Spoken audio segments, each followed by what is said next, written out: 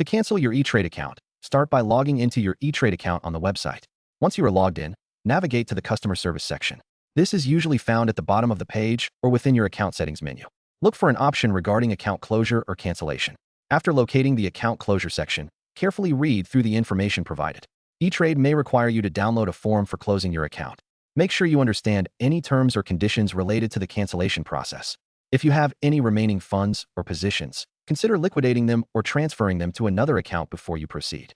Next, complete the necessary forms as instructed. You may need to provide a reason for closing the account, as well as confirm your identity. Be sure to double-check all information to avoid any delays in the cancellation process. Once you have completed the forms, submit them online or follow the instructions for mailing them if required. Finally, keep an eye on your email for confirmation that your account has been closed. You should receive a notification from Etrade once the process is complete. It is important to ensure that you have resolved any outstanding transactions and that all your financial matters are settled before you close the account. If you have questions or encounter any issues, do not hesitate to reach out to Etrade's customer service for assistance.